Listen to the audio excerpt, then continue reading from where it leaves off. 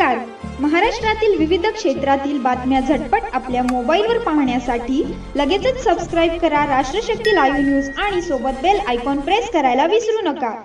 सगळ्याच स्थानिक स्वराज्य संस्थेच्या निवडणुकीमध्ये सावळा गोंधळ चाललेला आहे. निवडणूक आयोग किती अक्षमतेने काम करतोय हे आपल्या समोर आलेलं आहे. काल मी याबद्दल बोललो की निवडणुका पुढे ढकलल्यात वगैरे. आज निर्णय आलेला आहे की आता निकाल जो आहे तो 3 तारखेच्या ऐवजी आता 20-21 तारखेला निकाल लागणार आहे. म्हणजे जवळजवळ 15-16 दिवस 17 दिवस पेट्या या कुठेतरी गोडाऊनमध्ये ठेवल्या जातील आणि पेट्यामध्ये काही घालमेल करायची असली तर सरकारला भरपूर टाइम त्यामध्ये मिळेल.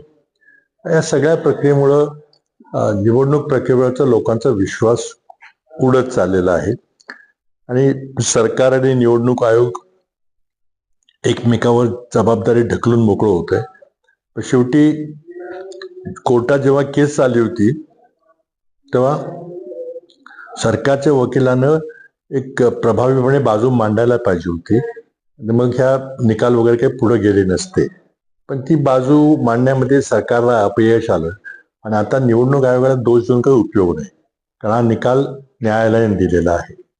त्यामुळं सगळंच दुर्दैवी आहे. ज्या प्रकारे स्थानिक स्वराज्य संस्थांच्याकडं भाजप सरकारने दुर्लक्ष केलेलं आहे, लोकशाही संपवायचा एक प्रयत्न चाललेला आहे. कारण 10 वर्ष स्थानिक स्वराज्य संस्थांच्या निवडणुका झाल्या नाहीत. गेली 5 वर्ष नोकरशाही प्रशासन करत होते. स्थानिक लोकप्रतिनिधींना काहीही अधिकार नव्हता आणि 73 आणि 74व्या घटना दुरुस्तीने जे अधिकार नागरिकांना दिले होते की दर 5 वर्षांनी हमखासपणे निश्चितपणे निवडणुका होतील, तो घटनात्मक अधिकार पायदळी तोडला भाजप सरकारनं आपल्या राजकीय स्वार्थाकरता. सगळ्यात सावळा गोंधळ आहे. आम्ही याचा निषेध करतोय पण काही त्यातनं मार्ग निघत नाही. जोपर्यंत जनता जागृत होत नाही तोपर्यंत हळूहळू असंच होत राहणार आणि शेवटी आपल्याला या देशात लोकशाही नाही तर संपूर्णपणे हुकुमशाही आलेली दिसेल आणि न कळत हलक्या पावलांनी येईल. आणि त्यामुळं सगळ्याच गोष्टीचा मी तीव्र निषेध करतो. नाही, बरोबर आहे, आयोगाने चुकीचं वागलं, आयोग गलथानपणे काम केलं, केंद्र सरकारचं आयोगावर काही नियंत्रण नाही, हे सगळं मान्य आहे. पण जेव्हा कोर्टामध्ये हे प्रकरण गेलं निकाल पुढे ढकलण्याबाबतचं, तेव्हा सरकारी वकील काय झोपले होते का?